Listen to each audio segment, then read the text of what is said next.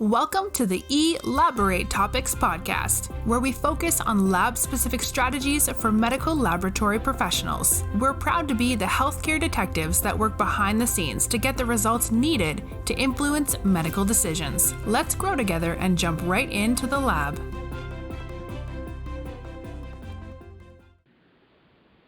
All right, hi friends. Welcome back to another episode of Elaborate Topics. I'm your co-host for today's show, Stephanie Whitehead. For those of you tuning in for the first time, I'm your podcasting executive leader and co-host for the show. Elaborate Topics, if you haven't listened before, if you haven't caught our previous episodes, please go back on your favorite podcast platform or on directimpactbroadcasting.com and listen to our previous shows. We got some great material out there for you. But Elaborate Topics is a weekly podcast where myself and my co-hosts, Tywana Wilson and Lona Small, are bringing you topics related to laboratory, and not only laboratory but leadership, to help you excel inside and outside of the laboratory. And I'm really excited for our show today because I have in the house our friend of the show, Ms. Joycelyn Jones. Hello. I don't have like an audience to clap. Sure, yay. Thank you for joining me today. Thank you for inviting me. And Joycelyn, do you want me to call you Joyce for short, or? Sure, you can call me Joyce. Okay. So Joycelyn's bio will be in the link below this podcast, but I'm going to really just highlight some of her major accomplishments and some of the giftedness she's shown in her career. So you are an APD Master Trainer. Tell us about that. Okay. Basically, my skills and background it's a variety of different things. And with that APD Master Trainer, that certification, going through that program, enabled me to hone in on those skills of training, facilitating, engaging your audience, and really taking it to a point where whatever it is that you are delivering, bringing it home, bringing your best self. So, yes. And so how do you use that in your role today? How does that help you? In my role today, say, for instance, if I am doing a training class, I am able to take all of that material, that information, building the curriculum, setting forth objectives to ensure that people are truly learning, getting what they need to get to learn in that environment. And not only that, but how are they going to apply it to their everyday jobs? How are they going to take that and take it to the next level? Is so important. So I'm able to use all of those skills as well as show how to get a return on investment with training. Sometimes people feel like it's just that one day you did training and, hey, everybody's happy, right? No, we really want to see whether it was, customer service scores were increased. Was it an employee engagement that was improved? What is it that we are truly increasing and improving? So these things are really important to any department in any organization. So that's a really great skill to have. So in addition to being a master trainer, yes, you are also a very experienced in executive coaching, employee relations, consulting, and performance development. So tell our listeners that are out there today a little bit about your journey and how you got to the place you are today in your career. Well, I've had an interesting journey, and I want to start all the way back. As a young single mother working in customer service, doing that every day, it was enough to pay the bills, right? But I realized at that point that I wanted more. I wanted more for myself. Yeah. I wanted more for my daughter. And so I looked at the newspaper. So I'm dating myself because at this time when you look when you look for a job, you went to the newspaper. You went to the classified ads. Okay. And when I went to the classified ads and I looked at jobs, a lot of them and at that time it would say like the salary, and I'm like, ooh, that's the type of salary I want to make. And underneath it would say BBA, BS. All of these initials, right? That MBA. And at the time, I didn't have a degree. And I thought to myself, the only thing that's keeping me from obtaining the income and the lifestyle that I wanted to have with me, for me and my child, is these letters, is a piece of paper. So I'm going to do whatever it takes to get where I need to go. Wow. And so I immediately started to find out what I need to do to get my degree. And so I began to accomplish that. First, getting my BBA in Human Resource Management. And I kind of just fell into that type of industry. One, because I always loved communication, so I was first going into public relations, but I ended up going into human resources, if I can be completely honest with you, because I was like, oh, that's a 9-to-5 job. I'll be honest. I was like, well, you did say you were a single parent, and so that makes sense. You have to balance your responsibilities with your child, so that makes sense. So I was like, okay, because I didn't know much about it, but once I started studying it, I immediately fell in love. Right. Why? Because it was about helping people in their jobs, the place where you're at majority of the time in your life, right? How, and I love just the study of that, of how do we improve performance? How do you get people, satisfied, whether it's job satisfaction, whether it is building morale, whether it is doing whatever it is to make people successful in their everyday work environment. Right. So I totally fell in love with it. Right. So doing that and continuing on to get my master's of science in human resource management. But employee relations, I truly enjoyed that as well, because it is about people doing the right thing and ensuring, whether it is the supervisor that needs help on how do I set clear expectations, how do I set the example for my people to follow, or if it is sometimes it's employees that don't get along, and how do we resolve conflict.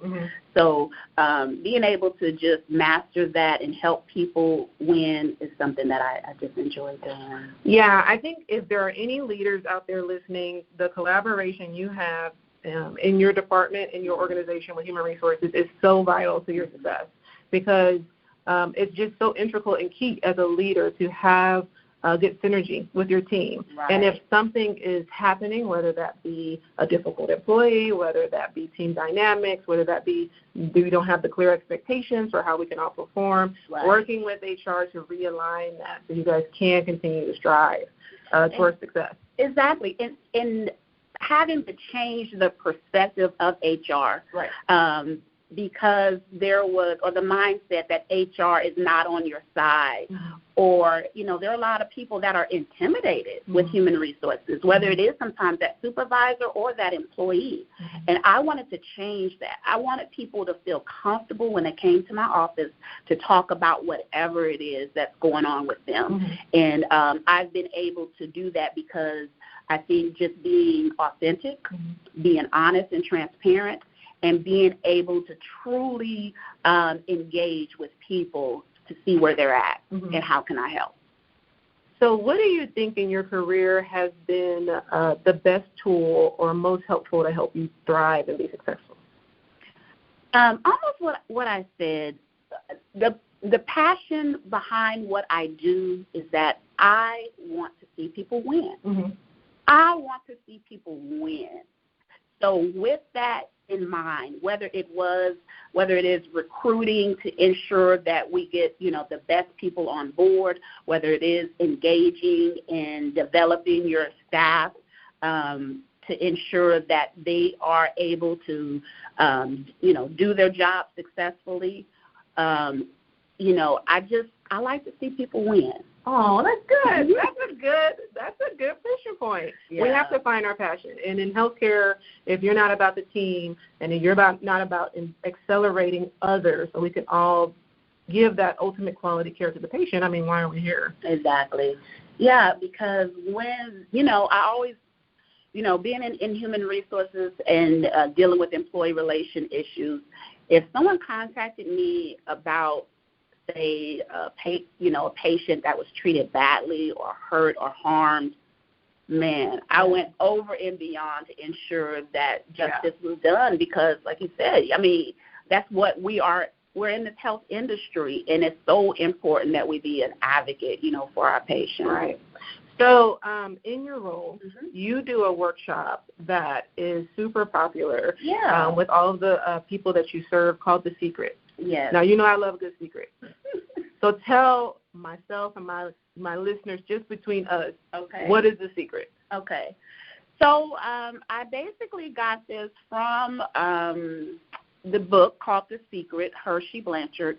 It's a wonderful book. I love it so much that I adopted it with this program workshop that I do. And it's an acronym. And basically it is about that servant leadership model. And that acronym, breaking it down, that S, seeing the future. And so I began to allow the leaders to say, okay, what is it, again, that stirs up your passion? What excites you? Why do people want to come to work every day? Right. Can you communicate that in such a way that you stir up passion in people to want to be there, want to come to work, want to work in your department? So what is the future? So that S is seeing the future. That E begins to engage and develop others. And this is an important piece, right? We all know about employee engagement, employee morale. It's very, there's a relation to if your employees are happy and satisfied, then the job performance goes up, right? The retention, you're able to keep your employees. Right.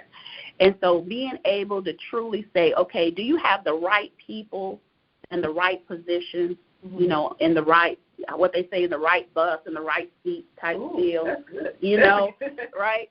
And so being able, because it's interesting sometimes when you see that you have someone that may not be good with people, but they're up at the front registering and taking people's information. Right.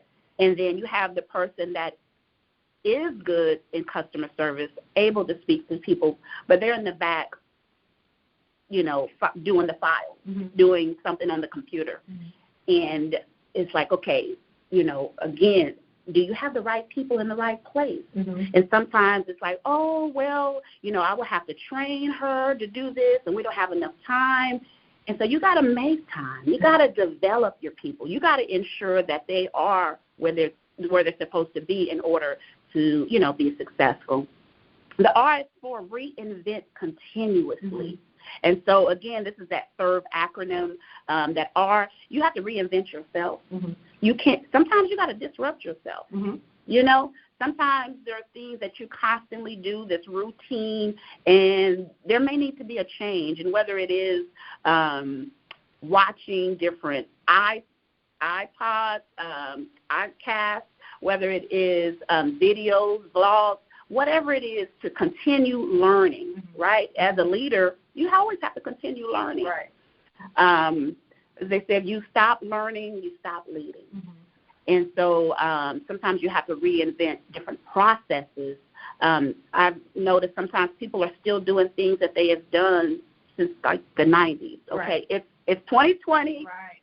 I know it worked back then, but you may have to change the process. Right. You may have generations change. Hello. Technology changes. Healthcare changes. Yes. So the things you did even last year, this year with COVID, may not be effective. Definitely. Now that you, of course, mentioned, where we're at, the current climate that we're at, dealing with the pandemic, everything has changed, right? You're talking about a new normal, and so how are you now adopting and adapting to this new normal within your department? And so you have to reinvent yourself, reinvent your department, and reinvent different processes. The V is value, relationships, and results.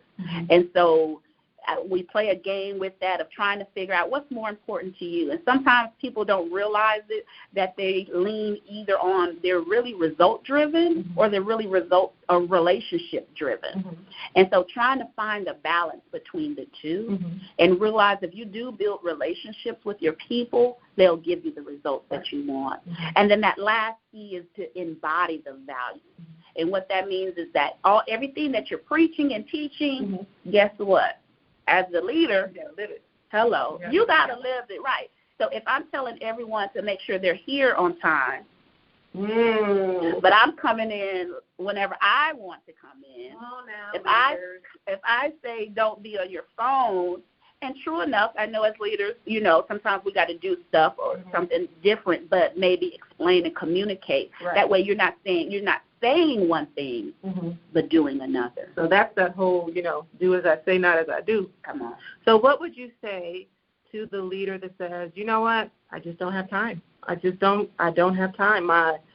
Sometimes in middle management, you truly feel like you're in the middle. You have your administrators above you.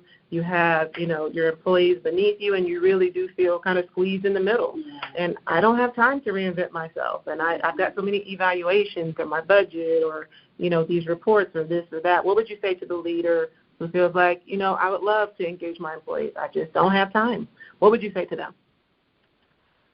I know it's simple to say, but I would have to tell you to make time. Because if you don't, unfortunately, the results will show that your people are not as engaged, the morale will go down, and your team could fall apart.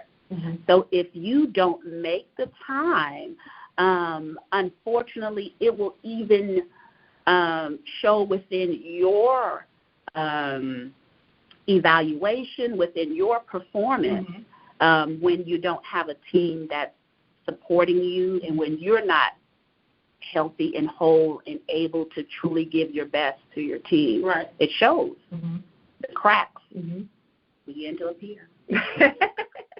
Well, you gave me a copy of the book. Thank you. Yes, ma'am. Because I went through it, and it was very informative. I liked the book. We'll put a photo of the book, et cetera, with the author's name in the link below so others can go out and buy this book. It was a very easy read, I would say. It is. Yeah, Ken Blanchard and Mark Miller. Yeah. Okay. And the book is basically about a newly promoted executive. Her name is Debbie. Right. And she's struggling to lead her team. Yes. And so she goes to her mentor to continuously get advice.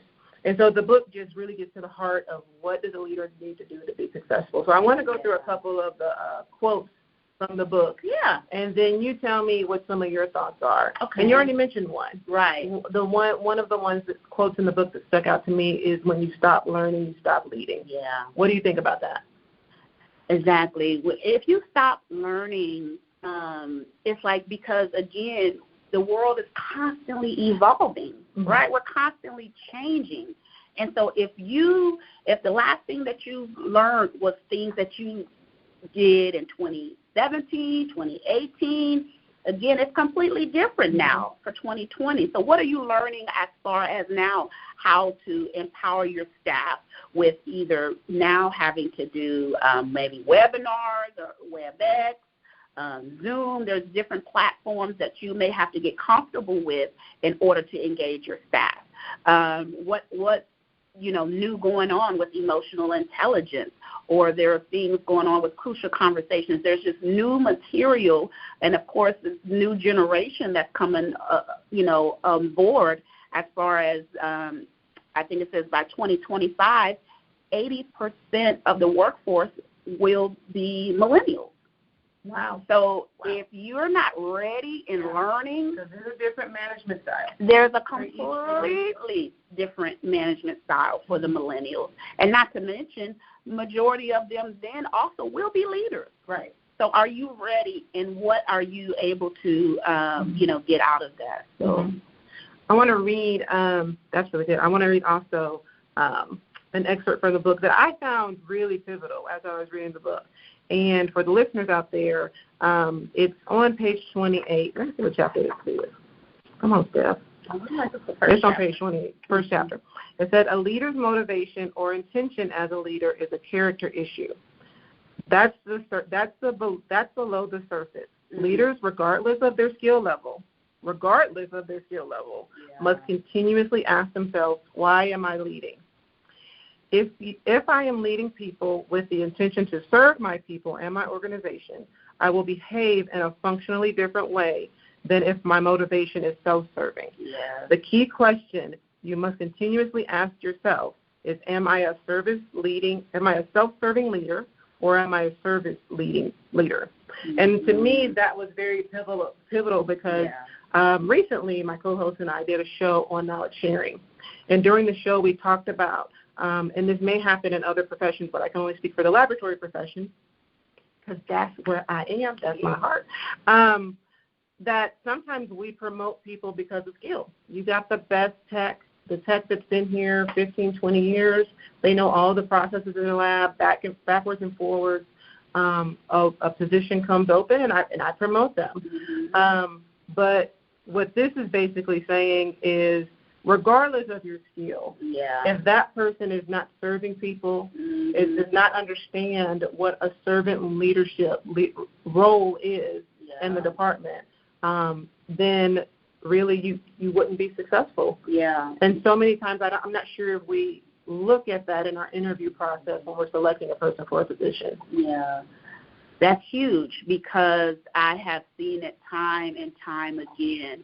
You have a good employee that's a good performer, but they may not necessarily be a good leader. Right. And you put someone in a position because of that skill level, but they may not be a great servant, because it is about, that serving others when you are a leader.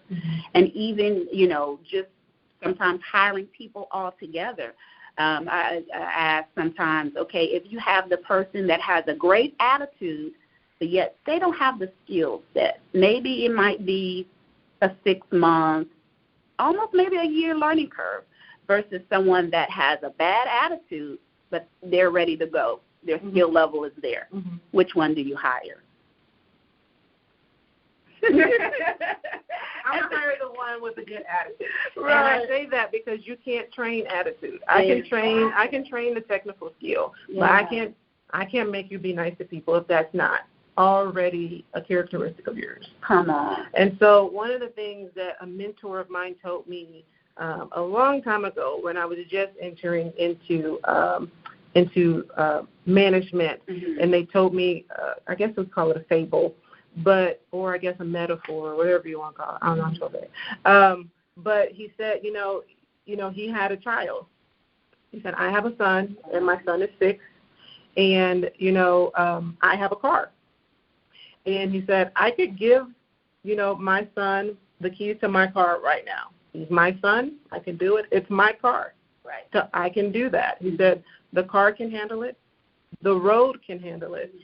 But at 6 years old, he can't handle it. So a gift that he would, greatly enjoy at 16 could really hurt him at 6. And that's how we have to view sometimes promotions and interviews with staff. Sometimes somebody has really great potential, but a good thing too soon could damage somebody's career, could harm their career, or could deter them from something they could be really good at a later time. They're just not ready right now. Exactly. Yeah, I can't teach you to care about people. I can't teach you to treat people right. That has to, come with you. And like you said, I can train you with the skills and everything where you need to be, but some of the characteristics of a person, you got to see that first before promoting and hiring. And I would say this past year, especially through COVID-19, I have personally pulled on many of the leadership trainings I've had over, the past 15 years. And some of them I learned in your workshop, all of the dealing with difficult people, all of the crucial conversations, all of the having meetings people want to attend. Some of those I use multiple, continuing educations in one day because COVID, this pandemic, being in the laboratory, being a frontline leader really forced you to pull and draw on everything you had learned to be able to cope and manage, your team through this. Exactly. One more quote. True leadership has nothing to do with one's level in the organization. What are your thoughts? Yeah, and I start off with that as far as asking leaders, what is leadership? Do I have to, is it a male? Is it a female? Is there a certain salary that I have to make to be considered a leader? Is there a certain job title or position that I have to be considered a leader? And it's interesting that when people begin to really think about it, it's like, no, I can be in housekeeping. I can be in an entry-level position and still be a leader, you know, no matter what. And I even do that in our new hire orientations, and they really grasp the point and get the point as well that, you know, no matter what, even on my first day on the job, I can still carry myself as a leader. Right. So, no, it has nothing to do with your position or your job title, but the way your character is, the way you carry yourself, and your actions, your behavior, all of that exhibits leadership. Right. And so we're working in a field, in a world today that requires so much of us. Yeah. Day in and day out. You know, healthcare is ever evolving. And in a time where we're being asked to give more, serve more, do more, and elevate ourselves so we can elevate, you know, our career and our positions and our position in healthcare, what advice would you have to listeners that are working to advance themselves in leadership and make themselves better leaders in their career, but might be struggling to maintain a balance, a healthy balance? A healthy balance is good for all of us, between harmony in your life, a good sense of self, a good sense of synergy. So I know who I am, therefore I know who I can be to others. And then also I'm continuously learning where I am so I can refine and get better and go to the next level. Definitely. I mean, we wear many hats, right? Whether you are at home and you're a mother with the children, maybe a wife with your husband, then you come to work and then you have to put on a whole different hat and responsibilities that you have. And so, man, being authentic to yourself, realizing who you are, and taking that time for self-care. Stephanie, you know, sometimes you have to pause and take care of you. Yeah, I do those Self-Care Sundays. You got, okay. What's a Self-Care Sunday? Tell us about that. You have to do a Self-Care Sunday. You have to pick, and it could be Self-Care Tuesday, Wind Down Wednesday. You have to pick a day that you can look forward to where you give back to yourself. And you do that, I know we can't travel right now, but you do that airplane method. You know, I have to put the mask on myself first. You know, many our listeners may be many things, maybe many backgrounds, many religions back there. I myself am Christian, and so in the Bible it teaches us that our cup overfloweth, and so the overflow is for others, my family and my employees. What's in the cup is for me. If the cup is empty, it can't overflow to anybody else. And so I have to give back to myself, and that comes with learning yourself. Because so many times you give so much that you have nothing else for yourself. And so, you know, sometimes when I'm mentoring people, I always talk about this with the metaphor of Thanksgiving. So I say, always look at yourself like the turkey. You know, that's funny. You know what? Now that I say it out loud, it is funny. But flow with me. Just go with me a little bit. If you look at yourself like the turkey in Thanksgiving dinner, anybody out there for Thanksgiving dinner, you know this, is one of those things that where you really just prep it and put it in the oven, and you can forget about it for a while because it's really, you know, it's going to bake for a couple of hours. And then you look at the other things in your life as a side. So you got, you know, in Thanksgiving you obviously have, I don't know what you guys do, mashed potatoes, mac and cheese, stuffing. So that could be the kids, your job, you know, your extracurricular activities, organizations you may be involved in. Myself, I'm involved in, you know, my sorority and Girl Scouts, et cetera. You get so busy working on the side, you may realize I haven't checked on the turkey in a while. You know, that's cooking. Yeah. And so every once in a while you have to check back with yourself. You change just like the things around you change. And so what is it that I like to do? You know, sometimes we don't even ask ourselves that. What are my hobbies? You know, sometimes if you're filling out an application or you're going through different paperwork, periodically in your life, you may pass by a question that says, what are your hobbies? Mm-hmm. And if you're like me, sometimes you hadn't even thought about what your hobby is in so long. I don't even remember what I used to like. You know, what do I like? Do I like traveling still, or do I like, you know, most of the time it's grocery shopping. You know, get back, continuously check in with yourself, because unless you know where you are all the time, you don't know where your baseline is. You can get better. It's so true. And so I realized that I love nature. I never even knew that because busy. But when I take the time to take that nature walk or jog, man, it brings back this, like, nostalgic feeling of childhood, and I just enjoy it. Retail therapy, I'll be honest, to a certain degree, but I do want to say things that you hopefully sometimes don't have to spend money, but, you know, if you're able to do it, balance. All things in moderation. Hello. A little, yeah. So, you know, eating healthy, eating clean, it makes me feel good. And of course, again, that balance, because, hey, sometimes I do want that ice cream sundae. Sometimes, hey, eat that cookie, buy them shoes, okay? You know, you want to ensure that you take care of yourself, whether it's getting your nails done, your hair done, buying some new makeup, you know, loving you and feeling good about yourself. That way you can go to work and be the best that you can be. That way you can go home and love your children, love your family. You know, you have to find balance in your life. Otherwise, if you're empty, you can't give if you're not whole and complete. So I'm going to switch gears a little bit. Okay. Because sometimes many of the listeners to the show are laboratory personnel. Okay. And by personality, scientists can be detail-oriented or perfectionists, you know, like to follow the procedures. And sometimes we can get very discouraged by failure. And so what have you learned from your failures in your career? And, you know, what are your thoughts? Are you afraid to fail, or do you embrace failure as a catalyst to help you move in a different direction? Failure is hard. Failure is hard for all of us. And I can identify with that perfectionist spirit, that perfectionist person wanting everything to be perfect.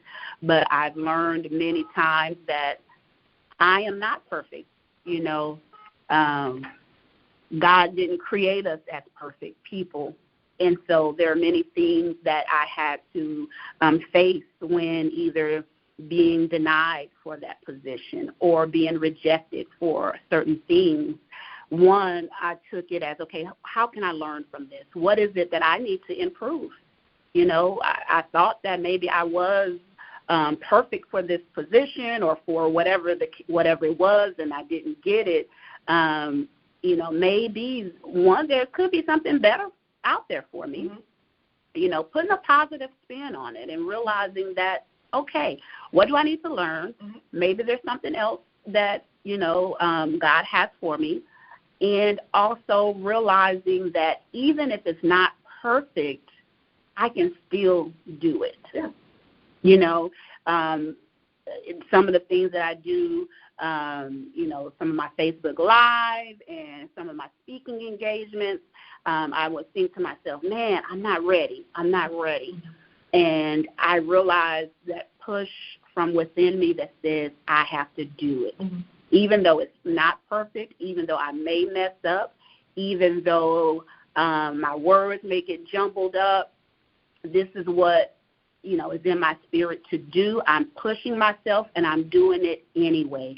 And people are oftentimes blessed and so happy when I just give of myself and realize that I'm not perfect, but I'm walking in my purpose.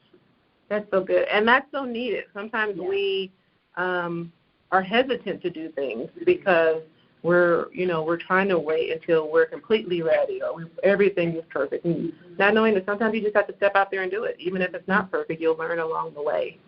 So if you could look back in hindsight over your journey, over your career, to your younger self and say, I wish I would have known X, Y, and Z, what advice would you now give to your younger self, the one that was a single mother, the one that was looking through the newspaper,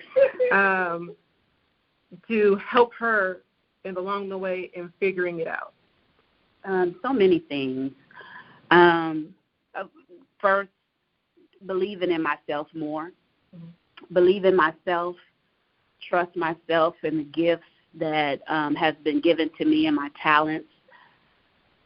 Also, I think networking is so important. I was kind of a loner at first and thinking, I can do this on my own, but realizing that you need people. You need people.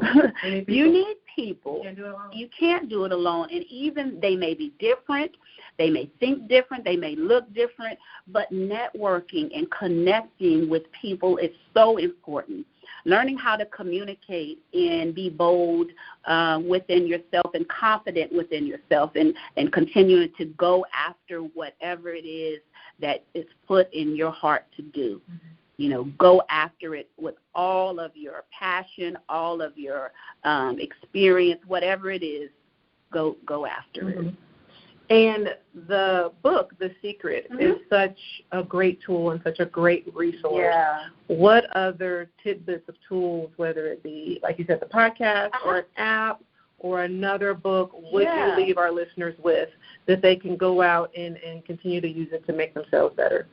There are several books that I read and constantly, either refresh myself with as far as on a personal level and a professional level. Professionally, I have right now, Everyone Deserves a Great Manager. Oh, and so that one is really good. It's right there, and I need to probably, so I can get the author, but you can grab that real quick. Everyone Deserves a Great Leader, a Great Manager. Who is that by? Scott Miller. Yeah, that's definitely a great one. It's by the experts at Franklin Covey. On a personal level, I like Girl Wash Your Face by Rachel Hollis. And that one, sometimes you find yourself in a low place, and it's just teaching you how to pick yourself back up. You know, wash your face, put that lip gloss on, whatever you do, put that blush on, and you walk in your confidence in whatever God has called for you to do. It's that one. There's another one I read. It's called It's Not Supposed to Be This Way by Lisa Tykehurst. And that one has to do with sometimes unfortunate things happen.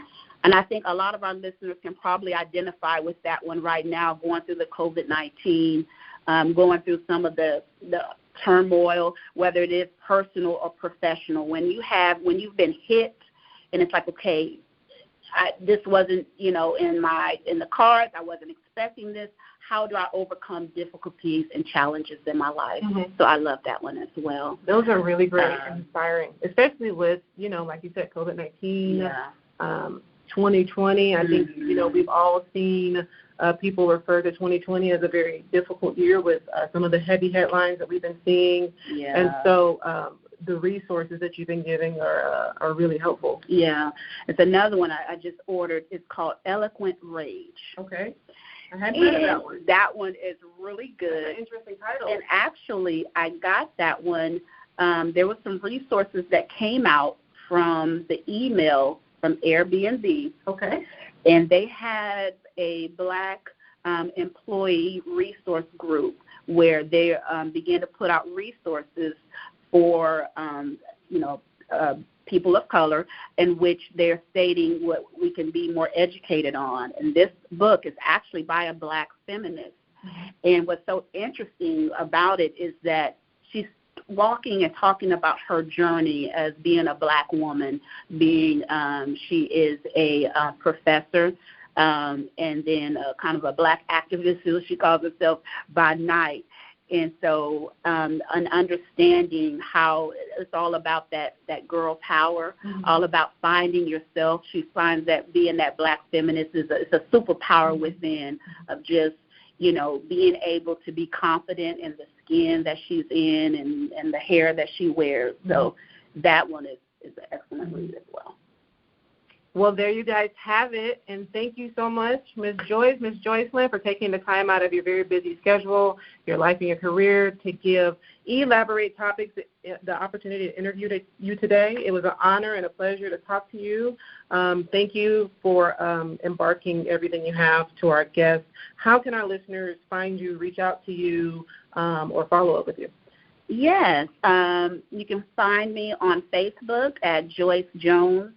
I have a Virtuous Women's Group, Facebook group that I go live every Friday at 7 a.m. of empowering and encouraging women that love to love themselves, love God, love what they're called to do. And so I kind of give a word every Friday morning on moving forward with that. And you can find that Virtuous Women if you search under that on Facebook under groups.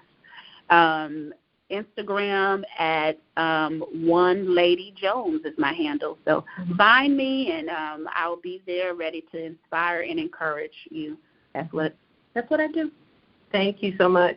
And to our listening audience, thank you for tuning into our show with our special guest, Joycelyn, sharing the secret leadership tips to live by. If you like what you heard and you want to listen to our previous shows, please subscribe to directimpactbroadcasting.com. And remember to send us an email at elaboratetopics@directimpactbroadcasting.com to learn more about this topic and others, or to be a guest on the show. If you have a leadership or a laboratory topic that you'd like to share, we'd love to have you on.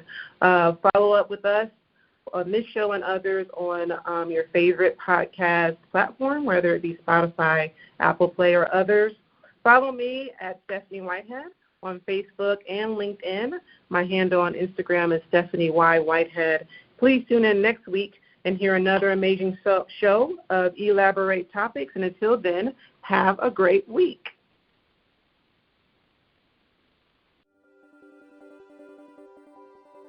Thank you for tuning in to another episode of Elaborate Topics, where your hosts discussed relevant strategies for laboratory professionals. Please subscribe to this podcast on your favorite podcast platform and listen to us on directimpactbroadcasting.com. Stay tuned for another episode with information you can use to excel in your laboratory career.